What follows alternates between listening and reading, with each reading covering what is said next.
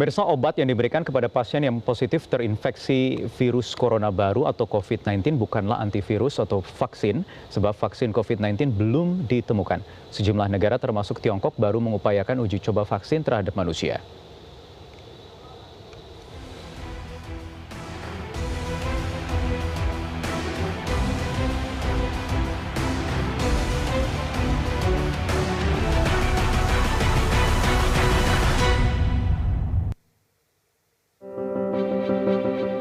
Sejumlah obat telah digunakan di beberapa negara untuk menyembuhkan pasien yang terinfeksi virus corona baru. Sejauh ini, Indonesia menggunakan 2 jenis obat yang telah digunakan di 3 negara dan terbukti efektif mengobati dan menyembuhkan pasien positif COVID-19. Avigan, kita telah mendatangkan 5.000, akan kita coba dan dalam proses pemesanan 2 juta. Kemudian yang kedua, klorofin, ini kita telah siap 3 juta. Obat yang diberikan kepada pasien bukanlah antivirus karena vaksin COVID-19 belum ditemukan. Setiap ilmuwan maupun peneliti berbagai negara berlomba dengan waktu untuk menemukan vaksin atau antivirus. Karena virus corona baru ini diklaim melakukan sebaran paling cepat terhadap manusia.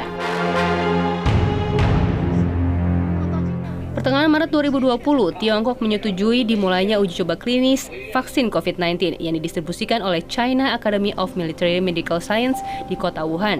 Tim peneliti vaksin COVID-19 ini mengklaim telah melakukan penelitian yang aman setelah sukses mengembangkan vaksin Ebola. Setidaknya 6 negara mengklaim telah mencoba menemukan vaksin atau antivirus COVID-19. Ada yang mengklaim telah menemukan, tapi masih melakukan uji coba. Hingga pertengahan Maret 2020, baru Tiongkok dan Amerika Serikat yang memulai uji coba vaksin terhadap manusia. Kementerian Riset dan Teknologi atau Badan Riset dan Inovasi Nasional bersama Lembaga Biologi Molekuler Eijkman disebut memimpin upaya pembuatan vaksin COVID-19 khusus untuk Indonesia yang diharapkan rampung dalam waktu 12 bulan. Kemampuan kita secara mandiri membuat vaksin itu sangat diperlukan dan tentunya komunitas Ristek BRIN sudah siap untuk mengembangkan vaksin tersebut dengan didukung fasilitas yang sangat memadai, yaitu laboratorium BSL-3, baik yang ada di LBM Eijkman maupun yang ada di fasilitas LIPI yang ada di Cibinong. Sebab Indonesia tidak bisa mengandalkan buatan asing karena harus membayar lebih mahal dan menunggu lebih lama untuk memperoleh vaksin COVID-19. Tim Liputan, Metro TV. Ya, bagaimana kemudian rencana atau perkembangan rencana pembuatan vaksin COVID-19 di Lembaga Biologi Molekuler Eijkman? Untuk membahasnya sudah bergabung bersama kami melalui sambungan Skype Kepala Lembaga Biologi Molekuler Eijkman, Amin Subandrio. Selamat malam, Prof. Amin. Selamat malam, Mas Wahyu. Iya, Prof. Amin, jadi apa perkembangan dari rencana pembuatan vaksin oleh Eijkman ini? Baik, saat ini terus terang masih sangat awal untuk dibicarakan, tetapi yang bisa kami share adalah grand skenario-nya yang sudah kami buat bersama dengan mitra kami di Bio Farma. Jadi gambaran kasarnya adalah kami sudah mengidentifikasi bagian-bagian dari virus mana yang akan dijadikan calon vaksin. Yang memiliki sifat antigenisitas yang cukup baik dan juga diharapkan memiliki daya proteksi yang cukup tinggi. Nah, saat ini kami memang belum memiliki isolat virusnya, masih dalam proses, tapi itu akan dipergunakan pada step yang berikutnya. Oke. Prof, Prof, jadi kalau dalam situasi pandemi seperti sekarang ini, mana yang lebih penting antara vaksin atau antivirusnya?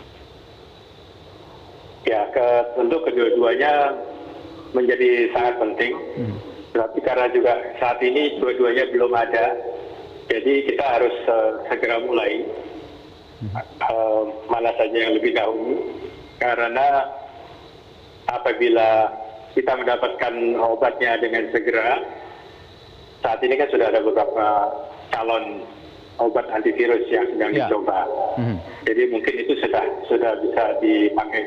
Walaupun kita tahu saat ini belum ada satupun obat antivirus yang betul-betul spesifik untuk virus corona ini. Yeah. Nah, pada saat yang bersamaan kita harus tetap berupaya membangun kemampuan untuk membuat vaksin agar ketika nanti diperlukan kita tidak tergantung kepada luar negeri. Oke. Karena selain ongkosnya yang mahal, biaya mahal, dan juga supply dari luar negeri pasti akan terbatas. Baik. Sedangkan Indonesia ini penduduknya sangat tinggi, sangat besar. Jadi kalau diproduksi di dalam negeri, dari mulai risetnya, berapa biaya yang dibutuhkan dan waktu juga yang dibutuhkan, Prof? Nanti mungkin bisa dijawab sesaat lagi usai jeda. Kita akan kembali lanjutkan lagi Prime Time News sesaat lagi.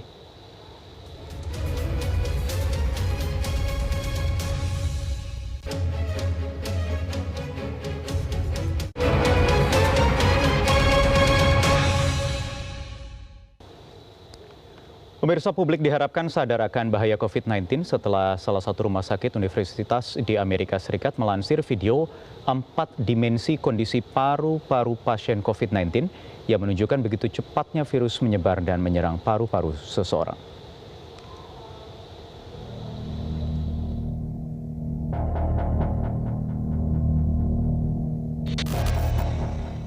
Para ahli dan ilmuwan dari Tiongkok dan Amerika Serikat melakukan video conference selama 2,5 jam Jumat kemarin untuk bertukar pikiran dan pengalaman terkait penanganan pasien dan penyebaran COVID-19.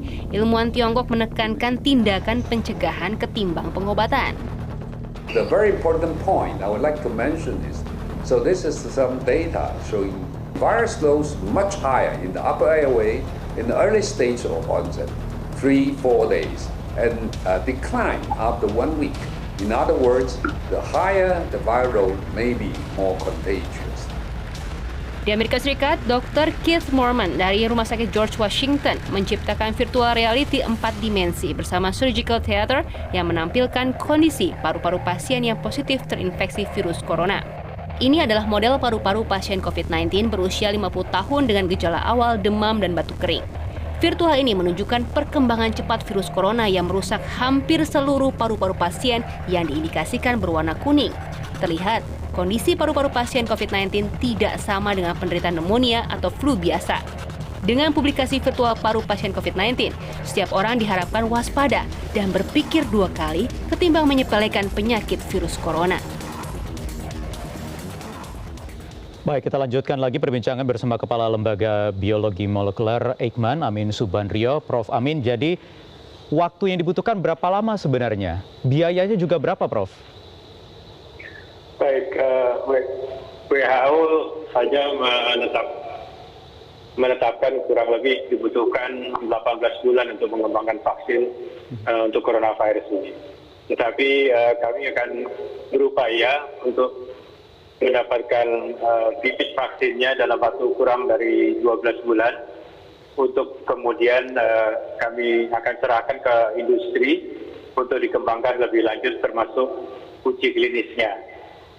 Nah, biaya yang dibutuhkan untuk fase awal yaitu skala laboratorium sampai ditemukannya parent seed vaksin namanya atau bibit vaksin itu kurang lebih antara 5 sampai 10 miliar dalam waktu kurang dari 12 bulan. Mudah-mudahan sekitar 5 miliaran kami sudah bisa menggunakan fasilitas yang ada menghasilkan bibit vaksin tersebut sehingga segera bisa dikembangkan ke uji klinis.